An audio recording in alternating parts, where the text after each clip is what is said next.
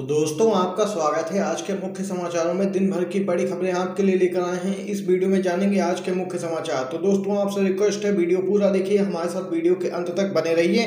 सभी महत्वपूर्ण समाचार आपके लिए जानना बहुत ही जरूरी है। तो दोस्तों जो पहली बड़ी खबर सामने निकल के आ रही है बताते चलें। सीएम ममता बनर्जी की हालत में आया सुधार, आज से करेंगी व्हील चेयर से चुनावी प्रचार। नंदीग्राम में हमले में चोटिल हुई पश्चिम बंगाल की मुख्यमंत्री ममता बनर्जी की स्वास्थ्य स्थिति में मामूली सा सुधार हुआ है और वह स्थिर हैं। सरकारी एसएसकेएम अस्पताल में उनका उपचार कर रहे डॉक्टरों ने बताया कि टीएमसी कांग्रेस की 66 वर्षीय प्रमुख की विभिन्न जांचों की यहां पर रिपोर्ट निकल के आई है और रिपोर्ट संतोषजनक है और इलाज से उन्हें लाभ भी हो रहा है। और ममता बनर्जी ने यहां पर ऐलान कर दिया है कि वह व्हील चेयर पर बैठकर ही चुनावी प्रचार करेंगी। और वहीं सीएम ममता बनर्जी ने टीएमसी कार्यकर्ताओं और लोगों से सहयोग की अपील भी की है। तो ये बड़ी खबर निकल के आई है दोस्तों। अखिलेश यादव का दावा, भाजपा में सीएम बदलने का सिलसिला हुआ है शुरू, अब यूपी के मुख्यमंत्री को बदलने की बारी। वर्ष 2022 में समाजवादी पार्टी के सत्ता में लौटने का दावा करते हुए पार्टी के अध्यक्ष अखिलेश यादव ने कहा कि उत्तराखंड के साथ भारतीय जनता पार्टी शासित राज्यों में मुख्यमंत्री बदलने का सिलसिला शुरू हो चुका है और अब उत्तर प्रदेश के मुख्यमंत्री को बदलने की बारी है। अखिलेश यादव ने कहा कि जिस तरह उत्तराखंड में मुख्यमंत्री बदले गए हैं, इसी तरह भाजपा शासित प्रदेशों में अब मुख्यमंत्री बदलने का सिलसिला शुरू हो गया है। ठीक उसी प्रकार अब योगी आदित्यनाथ भी मुख्यमंत्री के पद से हटा दिए जाएंगे। और वहीं अखिलेश यादव ने आगे कहा कि प्रदेश की जनता ने अब बदलाव का मन बना लिया है, इसलिए सन 2022 में समाजवादी पार्टी की उत्तर प्रदेश में सरकार बनने जा रही है। यहाँ पर यह बड़ी खबर निकल के आई है पूर्व सीएम अखिलेश यादव की तरफ से। चुनाव आयोग की स्वतंत्रता पर सुप्रीम कोर्ट का अहम आदेश, सरकारी पद पर बैठा व्यक्ति नहीं हो सकता चुनाव आयुक्त। जी हाँ दोस्तों, सुप्रीम कोर्ट ने कहा है कि चुनाव आयुक्त एक स्वतंत्र व्यक्ति को होना चाहिए। कोई भी अधिकारी जो केंद्र या राज्य सरकार की सेवा में हो या फिर किसी लाभ के पद पर हो, उसे चुनाव आयुक्त नहीं नियुक्त किया जा सकता है। एक मामले की सुनवाई के दौरान सुप्रीम कोर्ट की जानकारी में आया था कि गोवा में राज्य कानून मंत्रालय के सचिव को चुनाव आयुक्त का अतिरिक्त प्रभार दिया गया है। सुप्रीम कोर्ट ने संविधान के अनुच्छेद 122 के तहत मिली विशेष शक्ति का इस्तेमाल करते हुए कहा कि देश में कहीं भी चुनाव आयुक्त के पद पर स्वतंत्र व्यक्ति को ही नियुक्त किया जाए, और इसे गलत करार देते हुए कोर्ट ने यह अहम आदेश दिया है। यह आदेश अब पूरे देश पर लागू होगा। उदारवादी लोकतंत्र के स्तर में गिरावट, भारत बन गया है चुनावी तानाशाह, ये कहना है सीताराम येचुरी का। दोस्तों बताते चलें, स्वीडन के एक संस्थान की लोकतंत्र संबंधी रिपोर्ट में भारत के दर्जे को कम करने की खबरों की पृष्ठभूमि में माकपा महासचिव सीताराम येचुरी ने कहा कि भारत अब एक चुनावी तानाशाह बन गया है। येचुरी ने रिपोर्ट का हवाला देते हुए कहा कि भारत में मोदी नीति सरकार ने आलोचकों की आवाज को खामोश करने के लिए राष्ट्रद्रोह, मानहानि और आतंकवाद रोधी कानूनों का इस्तेमाल किया है। उन्होंने कहा कि भारत के उदारवादी लोकतंत्र के स्तर में गिरावट दर्ज की गई है। स्वीडन की रिपोर्ट से पहले ही अमेरिकी सरकार द्वारा वित्त पोषित एक एनजीओ फ्रीडम हाउस ने भी भारत के दर्जे को कम करते हुए स्वतंत्र से आंशिक स्वतंत्र करार कर दिया था। मध्य प्रदेश के मुख्यमंत्री शिवराज सिंह चौहान को मुस्लिम धर्म गुरुओं की नसीहत, ज्यादा योगी मत बनो, मामा हो मामा बने रहो। जी हाँ दोस्तों, मध्य प्रदेश के सीएम शिवराज सिंह चौहान लव जिहाद कानून को लेकर विवादों से घिरते नजर आ रहे हैं। दरअसल लव जिहाद के खिलाफ धर्म स्वतंत्रता कानून पारित होने के बाद बीजेपी नेताओं ने कुछ ऐसे विवादित ट्वीट किए जिन पर कांग्रेस ने आपत्ति जाहिर की थी। सबसे बड़ी बात यह है कि इस मामले में कांग्रेस अकेली नहीं है, उन्हें मुस्लिम धर्म गुरुओं का भी पूरा सहयोग मिल रहा है। मुस्लिम धर्म गुरुओं ने तो सीएम शिवराज सिंह चौहान को नसीहत दे डाली कि मामा शिवराज ही बने रहो, योगी की तरह ना बनो। दोस्तों बड़ी खबर बिहार से सामने निकल के आ रही है। आपको बताते चले, उपेंद्र कुशवाहा को लगा है झटका, तेजस्वी यादव के साथ गए प्रदेश अध्यक्ष सहित 36 नेता।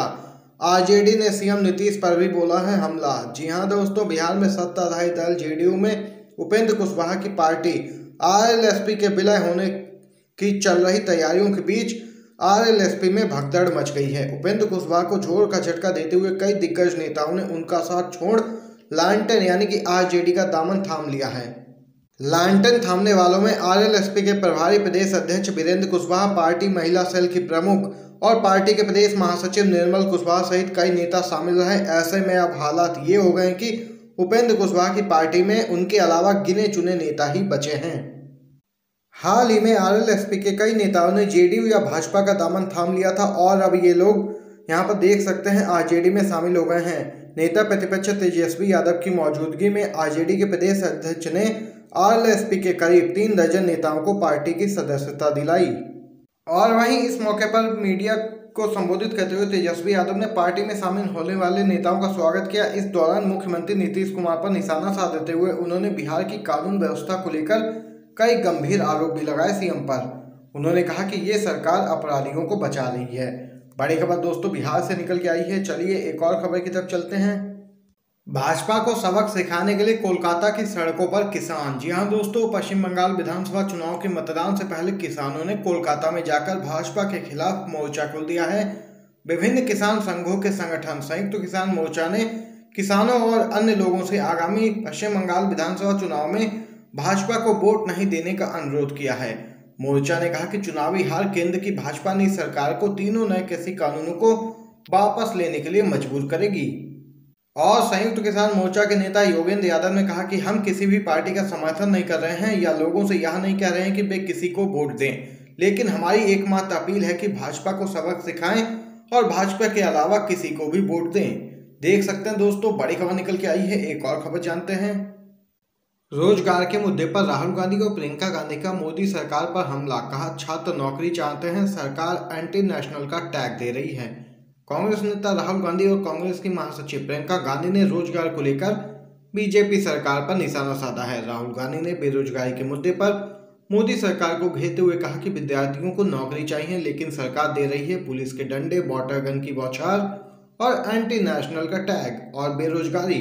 इसके साथ ही राहुल गांधी ने स्टूडेंट्स वांट्स जॉब यानी कि विद्यार्थियों को नौकरी चाहिए हैशटैग का भी इस्तेमाल किया है।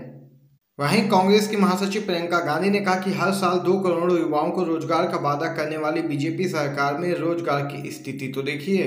बेरोजगारी पिछले 45 साल के चरम पर है। 28 लाख सरकारी नौकरियों के पद खाली हैं। भर्तियों, इम्तिहान परिणाम और ज्वाइनिंग का नामोनिशान नहीं।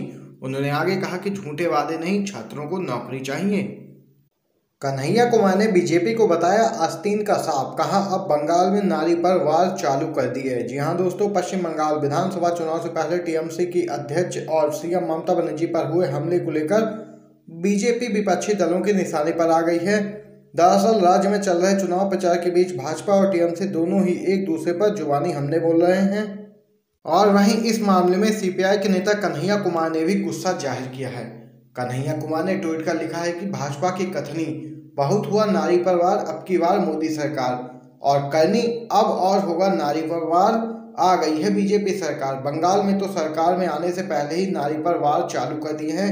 याद रखिए, ये वो आस्तीन के सांप हैं, जो इनको पालता है ये उसी को डसते हैं।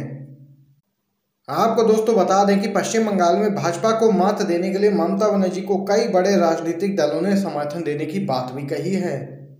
बापू पर कंगना रनौत का विवादित ट्वीट। बोली महात्मा गांधी महान नेता थे लेकिन महान पति नहीं। जी हां दोस्तों, बीजेपी की दलाल कंगना रनौत के एक ट्वीट ने अब सोशल मीडिया पर एक नया विवाद खड़ा कर दिया है। अजीबोगरीब बयानों को लेकर सुर्खियों में रहने वाली कंगना रनौत ने अब राष्ट्रपिता महात्मा गांधी को लेकर एक विवादित ट्वीट किया है।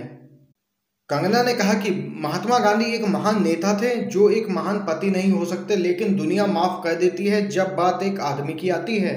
और वहीं महात्मा गांधी को निशाने पर लेने के बाद अब कंगना रनौत अपने ट्वीट को लेकर आलोचकों का भी सामना करना पड़ रहा है उसे। और वहीं ट्रोलर्स की सेना ने अब निशाने पर ले लिया है कंगना रनौत को, और जमकर यहां पर खरी खोटी सुनाई जा रही है सोशल मीडिया पर बीजेपी के दलाल कंगना रनौत को।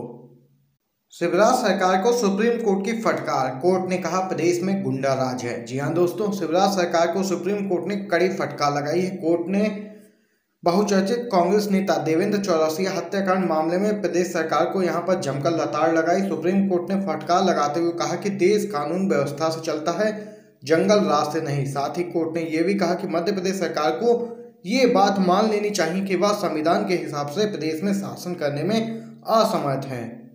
तो देख सकते हैं दोस्तों, यहाँ पर आज की सभी बड़ी खबरें आप लोगों ने जानी हैं आपके अपने YouTube चैनल पर। अगर आपको दोस्तों ये वीडियो पसंद आया हो तो वीडियो को लाइक कीजिएगा और इस वीडियो को अपने सभी दोस्तों में पहुंचाइए जिससे